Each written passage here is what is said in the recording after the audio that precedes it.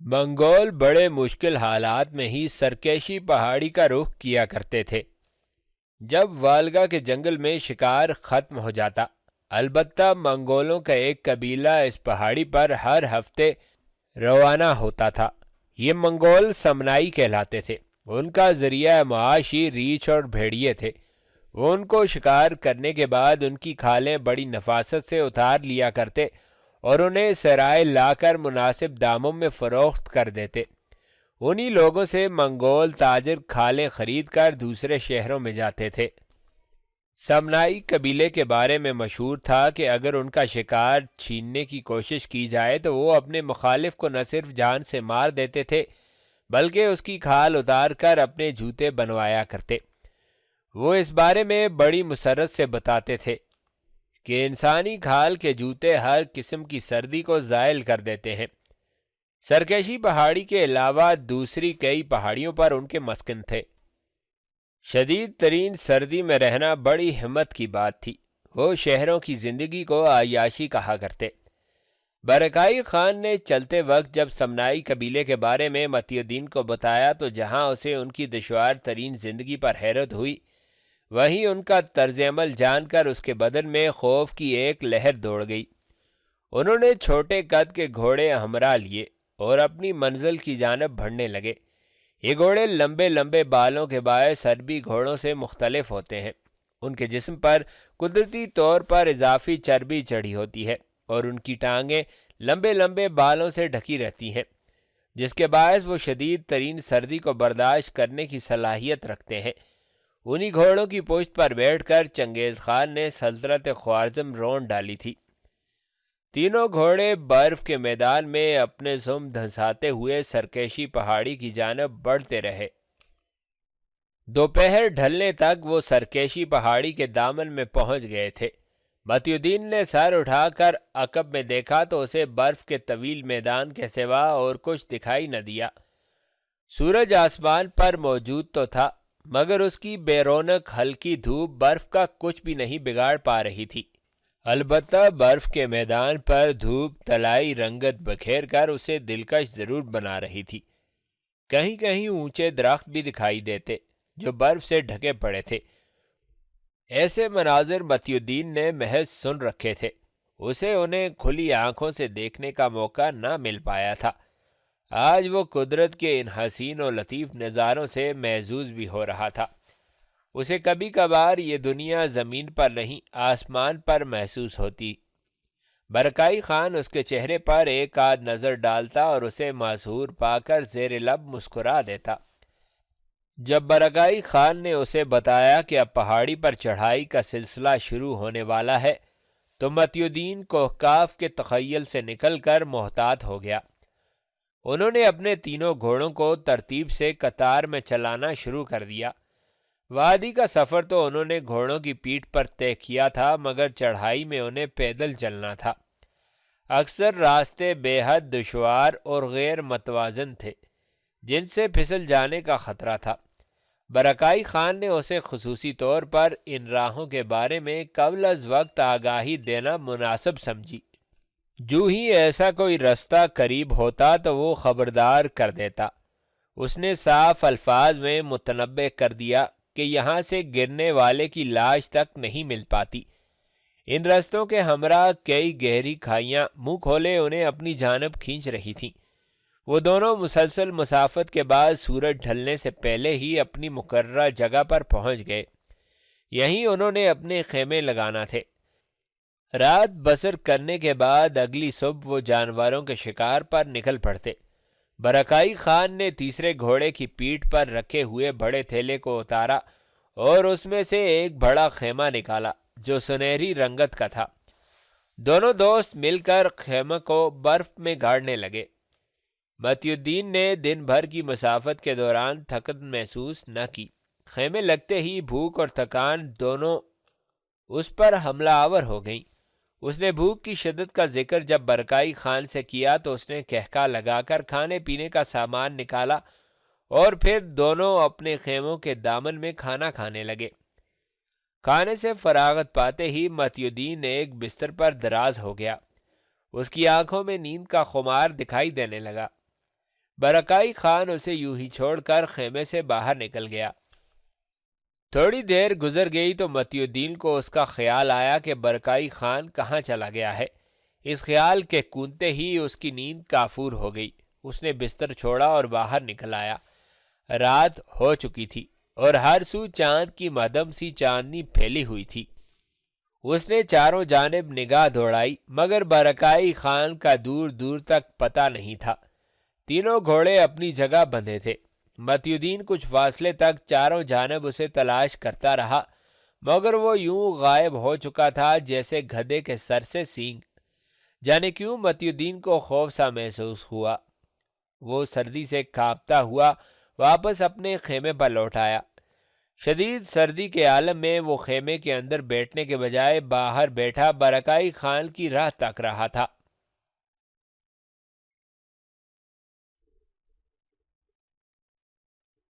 اگلی صبح جب جمال الدین کو ابو مسعود نے بتایا کہ وہ فاطمہ کو راضی کر چکا ہے تو کامیابی کی مسرت سے اس کا چہرہ دمک اٹھا۔ فاطمہ نے آنسوؤں کے جلو میں بیبرس کو تیار کیا اور اسے روانگی مصر کی خبر دی۔ بیبرس اس فوری فیصلے پر ششدر رہ گیا۔ اس کے وہم و گمان میں بھی نہیں تھا کہ اسے اگلی صبح جمال الدین کے ساتھ ہی رخصت ہونا پڑے گا۔ فاطمہ نے اسے جی بھر کر پیار کیا اور نرمی سے سمجھایا کہ اسے ایک جگہ ٹھہر کر زندگی کو منجمد نہیں کرنا چاہیے بلکہ کسی اچھے مقام کی جانب قدم بڑھاتے رہنا چاہیے۔ یہ دوری محض عارضی ہوگی۔ جب وہ کسی مقام تک پہنچ گیا تو وہ خود اس کے پاس چلی آئے گی۔ بیبس کا دل بے حد مغموم تھا۔ وہ کسی بھی صورت ماں جیسی شفیق مالکن سے جدا ہونے کا تصور نہیں کر سکتا تھا۔ اس نے پہلے تو مصر جانے سے صاف انکار کر دیا اور کہا کہ وہ اسے تنہا چھوڑ کر نہیں جائے گا مگر فاطمہ اپنے دل کو تھامے اسے سمجھاتی رہی۔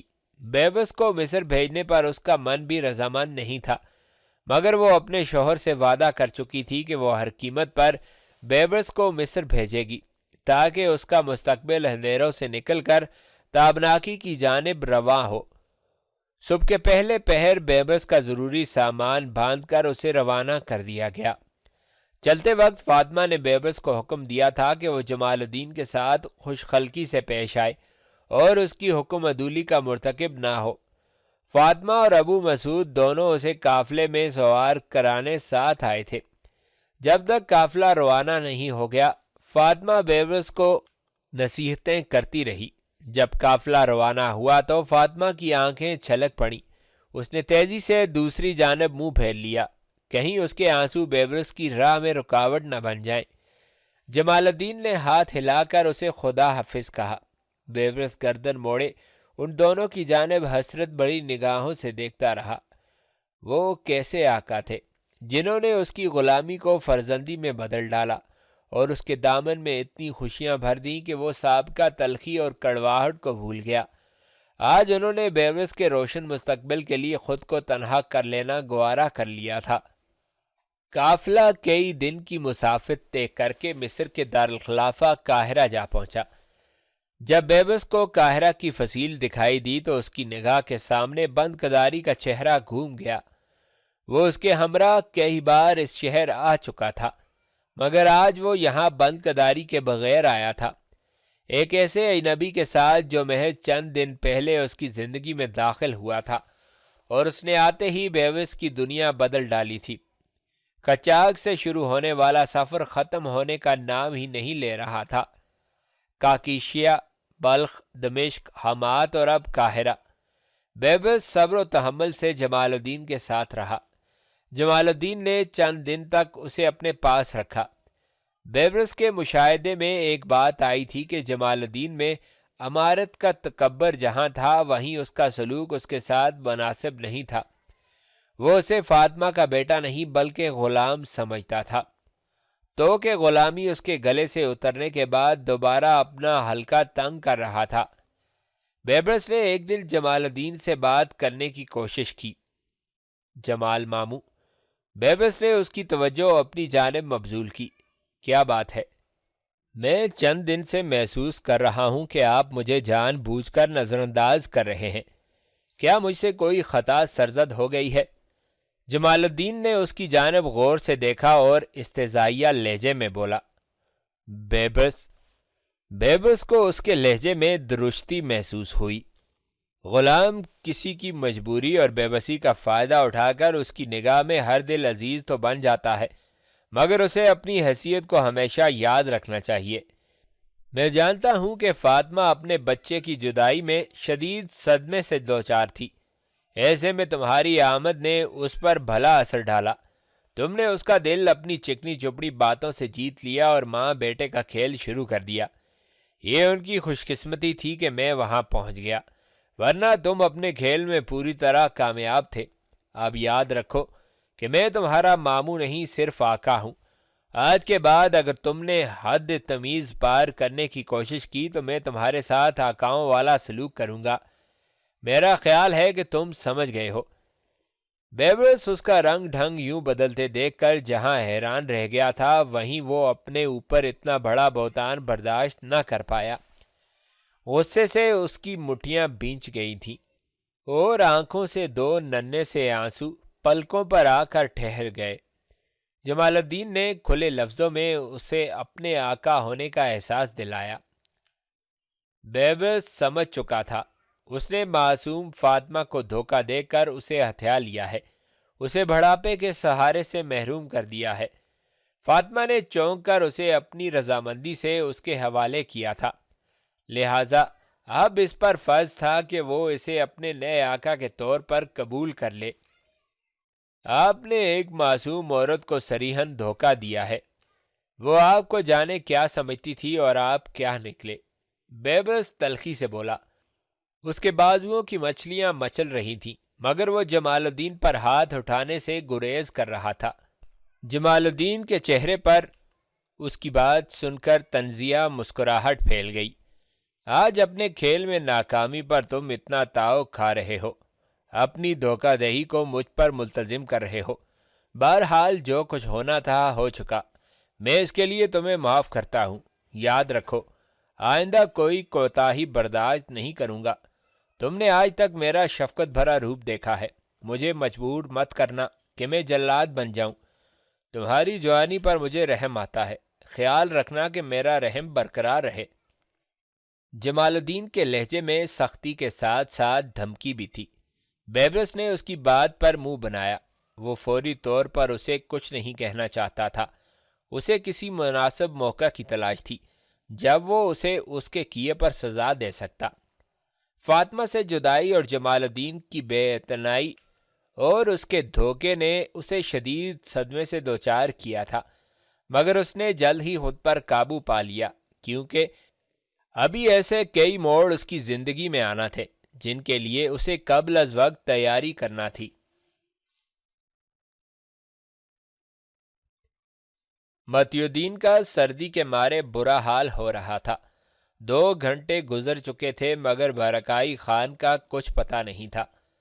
متی الدین اچھی طرح جانتا تھا کہ برکائی خان غیر ذمہ دار شخص نہیں ہے، نہ ہی وہ کوئی ایسا مذاق اس کے ساتھ کر سکتا ہے۔ اگر اس نے مذاق بھی کیا ہے تو سرد ترین موسم میں اسے بھی تکلیف ہو رہی ہوگی۔ متی الدین نے دونوں ہتھیلیاں رگڑ کر گرم کیں۔ سردی اس کے جسم میں سرایت کر رہی تھی، مگر وہ فکر مندی کے عالم میں اسے فراموش کیے ہوئے تھا۔ اچانک اسے دور جھاڑیوں میں سرسراہٹ سی سنائی دی۔ وہ تیزی سے سنبھل گیا۔ وہ مدھم سی روشنی میں آنکھیں پھاڑے جھاڑیوں کی جانب گھور رہا تھا۔ ایک لمحے کے لیے اسے یوں لگا جیسے برکائی خان واپس لوٹ آیا ہو، مگر دوسرے ہی لمحے اسے کسی جانور کا خیال آ گیا۔ ممکن ہے کہ کوئی جانور وہاں آ نکلا ہو۔ اگر بھیڑیا ہوا تو وہ اس سے نمٹ سکتا تھا، مگر سفید ریچھ ہوا تو اس کے لیے مشکل کام ثابت ہوتا۔ جنگلی جانور کے بارے میں سوچتے ہوئے اسے جھرجھری سی بدن میں دوڑتی محسوس ہوئی اور چہرے پر بے چینی سی پھیل گئی۔ سرسراہٹ دوبارہ سنائی نہیں دی۔ اس نے اسے وہم سمجھا، مگر دوبارہ سرسراہٹ ہوئی تو اس کے کان کھڑے ہو گئے۔ اس نے پہلو میں سے لمبا خنجر نکال لیا۔ خیمے کے دروازے پر ان کے نیزے گڑے ہوئے تھے۔ متی الدین نے محتاط انداز میں اٹھ کر ایک نیزہ اکھاڑ لیا۔ نیزہ یاہ ہو چکا تھا۔ وہ اب پوری طرح خبردار تھا۔ لمحہ بھر میں دوبارہ سرسراہٹ سنائی دی۔ اس مرتبہ سرسراہٹ زیادہ قریب تھی۔ متی الدین ذہنی طور پر پوری طرح کسی بھی ناگہانی آفتاب سے نمٹنے کے لیے تیار تھا۔ اچانک جھاڑی پوری طرح اطراف میں کھسکتی چلی گئی اور اس میں سے ایک دیوہیکل سایہ برآمد ہوا۔ سائے کو یوں برآمد ہوتے دیکھ کر متی الدین کو لمحہ بھر کے لیے اپنی سانس رکتی ہوئی محسوس ہوئی۔ اس نے تیزی سے خود کو سنبھالا۔ وہ سایہ بڑا عجیب سا تھا۔ اس کا سر 3 گنا بڑا دکھائی دے رہا تھا اور وہ 2 پیروں پر چل رہا تھا۔ متی الدین سمجھ گیا کہ یہ کوئی بڑا سفید ریچھ ہی ہو سکتا ہے، مگر اس کی رنگت سفید نہیں تھی۔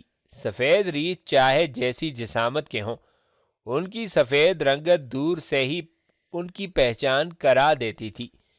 متی الدین نے نیزہ اس کی جانب بالکل سیدھا کر دیا۔ وہ سایہ آہستہ آہستہ اس کی جانب بڑھ رہا تھا۔ جو ہی وہ قریب پہنچا تو متی الدین حملہ کرنے کے لیے چاق و چوبند ہو گیا۔ ارے حملہ نہ کر دینا! ایک چہکتی ہوئی آواز اس کے کانوں میں پڑی۔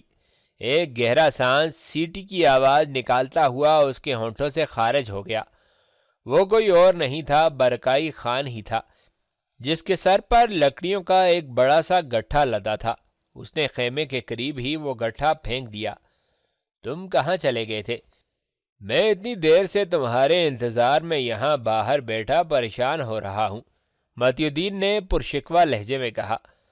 ابھی ٹھہرو، دم بھر سانس تو لینے دو بھائی، سب بتاتا ہوں، برکائی خان نے ہاتھ کا اشارہ کرتے ہوئے کہا۔ اس کے کندھے پر بھی کچھ دکھائی دے رہا تھا۔ جب اس نے وہ شے کندھے سے اتاری تو متی الدین نے دیکھا وہ ایک اوس جسامت کا جانور تھا۔ وہ خون سے لت پت تھا۔ برکائی خان نے خیمے کے پاس پڑے پتھر تیزی سے چننا شروع کر دیے۔ متی الدین اس کا مقصد سمجھ گیا تھا۔ اس نے آگے بڑھ کر اس کے کام میں ہاتھ بٹانا شروع کر دیا۔ دونوں نے مل کر دائرے کی شکل میں پتھر جوڑ دیے۔ اس کام سے فارغ ہو کر برکائی خان نے لکڑیاں اس دائرے میں ڈال کر ان پر شراب کی بوتل کھول کر انڈھیل دی۔ لکڑیاں بالکل خشک تھیں، جن پر متی الدین کو بھی حیرت تھی۔ جب لکڑیوں کو آگ دکھائی گئی تو وہ تیزی سے بھڑک اٹھیں۔ آگ کا بڑا سا الاؤ آسمان سے باتیں کرنے لگا۔ خیمے کے اطراف میں آگ کی تیز روشنی پھیل گئی۔ متی الدین کو ایسا لگا جیسے دن نکل آیا ہو۔ برکائی خان نے خاموشی سے اس جانور کو سیدھا کیا اور خنجر سے اس کی کھال اتارنے لگا۔ آگ کی روشنی میں متی الدین نے دیکھا وہ بڑا عجیب سا جانور تھا۔ دیکھنے میں وہ مینڈا لگتا تھا، مگر اس کے بدن پر لمبے لمبے بال موجود تھے۔ بال بھی کچھ ایسے تھے جیسے کسی نے گوند کر ان کی موٹی موٹی لٹیں بنا دی ہوں۔ یہ کیا چیز ہے؟ آج سے پہلے تو میں نے اسے نہیں دیکھا، متی الدین نے سوال کیا۔ اسے یاخ کہتے ہیں، برکائی خان نے کہا۔ یہ نایاب جانور ہے، عموماً پہاڑوں کی چوٹیوں پر پایا جاتا ہے۔ اسے بلندی کی جانب چڑھنے کی عادت ہوتی ہے۔ بڑے بزرگ کہتے ہیں کہ یہ جب نیچے کی طرف دیکھتا ہے تو گہرائی دیکھ کر اس کا دل دہل جاتا ہے اور یہ اسی خوف میں مزید اوپر چڑھتا رہتا ہے۔ اسی طرح یہ چوٹیاں سر کر لیتا ہے۔ مجھے تو یہ مینڈے جیسا لگتا ہے، متی الدین نے کہا۔ وہ عجیب نگاہوں سے اسے دیکھ رہا تھا۔ تمہارا خیال ٹھیک ہے، میں نے بھی سنا ہے یہ مینڈے کے خاندان میں سے ہے۔ برکائی خان اس سے باتیں کرنے کے ساتھ ساتھ اس کی کھال اتارنے میں بھی مصروف تھا۔ یہ تمہیں اچانک شکار پر نکل جانے کی کیا سوجی؟ میں یہاں الگ پریشان رہا کہ کہیں تمہیں کوئی حادثہ نہ پیش آ گیا ہو، متی الدین نے منہ بسور کر پوچھا۔ اس کی بات سن کر برکائی خان کے دانت نکل آئے۔ میرا ارادہ شکار کا نہیں تھا، میں تو ان جھاڑیوں میں لکڑیاں چننے گیا تھا۔ رات کو اگر آگ جلا دی جائے تو خیمہ محفوظ ہو جاتا ہے۔ جنگلی جانور آگ کی روشنی دیکھ کر دور ہی سے بھاگ جاتے ہیں۔ میں ابھی لکڑیاں چن رہا تھا کہ میری نظر اس پر جا پڑی۔ میں نے اس پر چھلانگ لگائی مگر یہ میرے ہاتھوں سے پھسل نکلا۔ مجھے ہاتھوں سے شکار نکلتا دیکھ کر جوش آ گیا۔ پھر کیا تھا، یہ آگے آگے اور میں اس کے تعاقب میں۔ یہ چوکڑیاں بھرتا ہوا کافی دور نکل گیا تھا، اسی لیے مجھے دیر ہو گئی۔ میں تو سمجھا تھا کہ تم دن بھر کی تھکان کے باعث گہری نیند سو رہے ہو۔ برکائی خان نے اس کی کھال اتار کر ایک جانب پھینکتے ہوئے کہا، جانتے ہو، یاک کی کھال سب سے زیادہ قیمتی سمجھی جاتی ہے۔ منگول اس کھال کو اپنے سرداروں کو پیش کر کے انعامات حاصل کرتے ہیں۔ یاک کی کھال میں ایسی کون سی منفرد بات ہوتی ہے؟ متی الدین نے حیرت سے پوچھا۔ یہ کھال برف پر رہنے والے تمام جانوروں کی کھال میں سے زیادہ گرم ہوتی ہے۔ یاک اپنی اسی کھال کے باعث تو پہاڑی کی چوٹی پر بھی زندہ رہ پاتا ہے۔ دیکھو کتنی حیرت کی بات ہے کہ یاک سردی سے نہیں بلکہ بھوک سے مر جاتا ہے۔ چوٹی پر اسے کھانے کو کچھ نہیں ملتا اور وہ اپنی فطرت کے باعث نیچے نہیں آ پاتا۔ برکائی خان خود ہی ہنسنے لگا۔ متی الدین یاک کی جانب تکتا رہا۔ چند لمحوں میں برکائی خان نے یاک کا پیٹ چاک کر دیا۔ انتڑیاں وغیرہ نکال کر یاک کو اچھی طرح صاف کرنے کے بعد اس نے اسے ایک لمبے سے بانس میں دھاگے کی طرح پرو دیا۔ اس نے متی الدین کو اشارہ کیا تو متی الدین نے آگے بڑھ کر بانس کو ایک کنارے سے پکڑا اور اسے آگ کے سامنے ایک بڑے چوپان پر لٹکا دیا۔ یہ چوپان شام کو ہی برکائی خان نے خیمہ گاڑتے وقت ساتھ بنا لیا تھا۔ چلو اب خیمے میں چلتے ہیں، برکائی خان نے ہاتھ ملتے ہوئے کہا۔ پھر وہ دونوں خیمے میں چلے آئے۔ آگ کی حدت سے خیمہ اندر سے بھی گرم ہو رہا تھا۔ برکائی خان نے اپنا کمبل نکالا اور لیٹ گیا۔ متی الدین اس کی جانب دیکھ کر دل میں سوچ رہا تھا کہ پہاڑوں پر رہنے والے یہ منگول اتنا عرصہ تہذیب و تمدن سے کیسے دور رہ پائے تھے۔ ان کا طرز حیات کٹھن مرحلوں میں مضمر تھا۔ سہولیات و آسائشیں ان کے وہم و گمان میں نہیں تھیں۔ وہ انہی خیالوں میں مگن نہ جانے کب نیند کی آغوش میں اتر گیا۔ وہ جانتا تھا کہ صبح تک یاق بھن کر تیار ہو جائے گا۔ ایک دن جمال الدین نے بیبس کو نہلا دھلا کر صاف ستھرے کپڑے پہننے کا حکم دیا۔ بیبس اس کے اس مہربان حکم پر چونک سا گیا۔ اس نے اندازہ لگانے کی کوشش ہی نہیں کی۔ وہ اتنا ضرور جان گیا تھا کہ جمال الدین آج اسے کہیں ساتھ لے جانا چاہتا ہے۔ صبح کے پہلے پہر کے آخر میں جمال الدین اسے ساتھ لے کر روانہ ہو گیا۔ جمال الدین ایک عمدہ عربی گھوڑے پر سوار تھا، جبکہ بیبرس نے اس کے گھوڑے کی لگام تھام رکھی تھی۔ وہ دونوں قاہرہ کے بازاروں میں گزرتے ہوئے ایوان شاہی کی جانب جا نکلے۔ بازاروں میں گھومتے ہوئے بیبرس کو اپنا بیتا ہوا وقت یاد آیا۔ قاہرہ میں کچھ بھی نہیں بدلا تھا۔ ایوان شاہی کے پاس جا کر جمال الدین نے اسے ایک بڑے محل نما مکان کے پاس رکنے کو کہا۔ بیبرس نے گھوڑے کے منہ پر اپنے بازو کا حلقہ بنا کر اسے ٹھہرا دیا۔ جمال الدین گھوڑے سے اترا اور گھوڑے کو پہلو میں بنے عارضی استبل میں باندھنے کے لیے کہا۔ بیبرس گھوڑا لے کر استبل کی جانب ہو گیا۔ کچھ ہی لمحوں میں گھوڑا باندھ کر لوٹ آیا۔ جمال الدین اس کے انتظار میں وہیں کھڑا تھا۔ وہ اسے لے کر محل کے اندر داخل ہو گیا۔ دربان نے اس کی جانب دیکھا اور سر ہلا دیا۔ وہ بڑے بڑے دروازوں سے گزرتا ہوا مہمان خانے میں پہنچ گیا۔ اس کی یہاں تک رہنمائی ایک غلام نے کی تھی۔ یہ محل کسی عام شخص کا نہیں تھا، بلکہ ایوبی خاندان کے بڑے ذی وقار شخص نجم الدین ایوب کا تھا، جو کہ موجودہ نو عمر سلطان الملک العادل ثانی کا اتالیق تھا۔ یہ سلطان الملک العادل کا رشتے میں چچا بھی تھا۔ درباری اور معزز مصری عمراء نے اسے باہمی اتفاق رائے سے سلطان کا اتالیق مقرر کیا تھا۔ جمال الدین اس کے مہمان خانے میں بیٹھا اسی کا انتظار کر رہا تھا۔ کچھ لمحوں بعد نجم الدین ایوب مہمان خانے میں داخل ہوا تو جمال الدین اس کے استقبال میں اٹھ کھڑا ہوا۔ سلام و دعا کے بعد نجم الدین ایوب نے اس سے استفسار کیا، کیسے آنا ہوا جمال الدین المراحی؟ امیر محترم، جمال الدین نے روایتی انداز میں تمہید باندھی، اللہ آپ کی شان و مرتبہ بلند فرمائے اور جاہ و جلال ہمیشہ برقرار رہے۔ میں خصوصی ملاقات کے لیے حاضر ہوا تھا۔ ٹھیک ہے، بات مختصر کرنا۔ نجم الدین کو اس کا خوش آمدی رویہ ناگوار لگا۔ میں پچھلے دنوں دمشق گیا ہوا تھا۔ ہاں، میں نے تمہاری وہ سفارت والی دستاویز دیکھ لی ہے جو تم لائے تھے۔ کیوں؟ کوئی ایسی بات رہ گئی ہے جو تم اس میں تحریر نہیں کر سکے؟ نجم الدین ایوب نے اس کی بات بیچ میں ہی کاٹ دی۔ نہیں، ایسی کوئی بات نہیں، میں اس سفارت کے متعلق کوئی بات کرنے حاضر نہیں ہوا، بلکہ ایک عمدہ اور لاجواب تحفہ آپ کی نظر کرنے آیا ہوں۔ جمال الدین جلدی سے بولا۔ اسے خدشہ تھا کہ نجم الدین بات کا رخ کسی اور جانب نہ پھیر دے۔ نجم الدین نے اس کے چہرے کی جانب بڑے غور سے دیکھا۔ کیا لائے ہو؟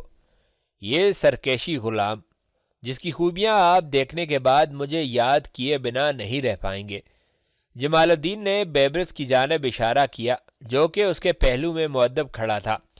میں جانتا ہوں کہ آپ کو میری بات پر حیرت ہوگی، آپ کا حیران ہونا بھی بجا ہے، لیکن یہ کوئی معمولی غلام نہیں، اس میں خاص باتیں پوشیدہ ہیں جو جناب کی نگاہیں جلد ہی جان جائیں گی۔ بیبرس جمال الدین کا منہ دیکھ رہا تھا کہ وہ کیا کہہ رہا ہے۔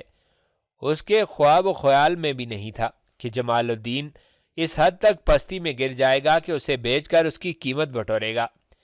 نجم الدین ایوب نے نگاہ اٹھا کر بیبرس کی جانب غور سے دیکھا۔ اس کے بعد اس کی نگاہیں جمال الدین کے چہرے پر پڑ گئیں۔ وہ تیز لہجے میں بولا، اپنا مفاد بیان کرو۔ یہ کیسی باتیں کر رہے ہیں آپ؟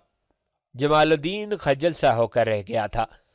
بات کو دائیں بائیں گھمانے کی ضرورت نہیں، میں تمہارے چہرے کو اچھی طرح پڑھ رہا ہوں کہ تمہارے دل میں کیا ہے، اس لیے جو بات دل میں لیے یہاں آئے ہو وہ کہہ دو۔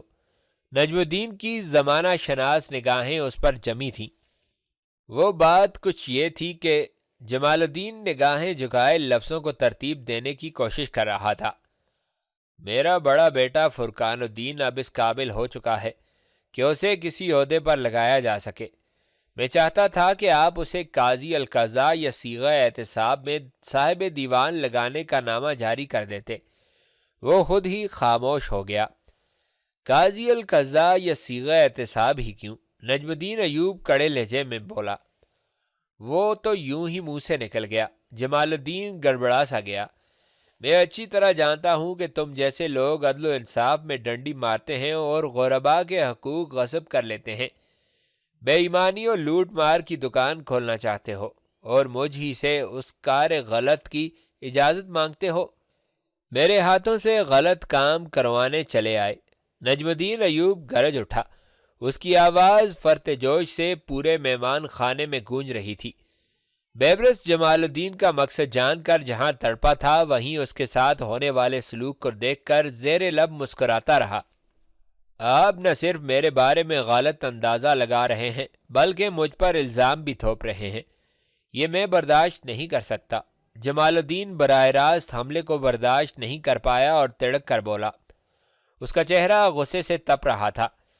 یہ بناوٹ میرے سامنے نہ ہی کرو تو اچھا ہے جمال الدین، تم جیسے لوگوں کی رمز سے میں بخوبی واقف ہوں۔ نجم الدین ایوب نے طنز کیا، ساتھ ہی اس نے اپنے غلام کو اشارہ کیا۔ اشارہ پاتے ہی غلام وہاں سے چلا گیا۔ کچھ دیر بعد لوٹا تو اس کے ہاتھ میں ایک بڑی سی کتاب اور ایک قلمدان تھا۔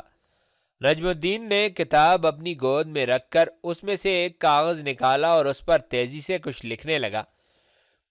کچھ ہی لمحوں میں اس نے تحریر کی ایک دوسری کاپی بنا ڈالی۔ جمال الدین اس کی جانب دیکھتے ہوئے بے چینی سے پہلو بدلتا رہا۔ یہ لو، اپنا غلام بھی لے جاؤ۔ حضور، غلام تو میں نے آپ کو نظر کیا ہے، اور میں نظر کی ہوئی چیزیں واپس نہیں لیا کرتا، چاہے میری اس فریق سے صلح ہو یا جھگڑا۔ جمال الدین نامہ پا کر تیزی سے بولا۔ اس کے دل میں نامہ ملنے کی خوشی میں گدگدی سی ہونے لگی۔ کیا نام ہے تمہارا نوجوان؟ بیبرس بند کداری۔ بیبرس نے اچانک اس کا رخ اپنی جانب مڑتے ہوئے دیکھ کر جواب دیا۔ کہاں کے رہنے والے ہو؟ کچاک کا۔ تاتاری ہو؟ نہیں، ترک ہوں۔ تلوار چلانا جانتے ہو؟ جی ہاں، تاتاریوں سے سیکھی ہے۔ اگر تمہاری صلاحیتوں کا امتحان لیا جائے تو؟ نجم الدین اس سے بات کرنے کے دوران کوئی خاص بات محسوس کر رہا تھا۔ تلوار تھامے ایک طویل زمانہ گزر گیا ہے، کچھ دن کی مہلت ضرور چاہوں گا۔ جرت بھی ہے اور صاف گوئی بھی، تم کام آ سکتے ہو۔ نجم الدین نے اپنے غلام کی جانب دیکھتے ہوئے کہا، اسے ساتھ لے جاؤ اور اس کی منشا کے مطابق مہلت دو۔ جب یہ مکمل تیاری محسوس کرے تو ہمیں خبر دینا، میں خود اس کا امتحان لوں گا۔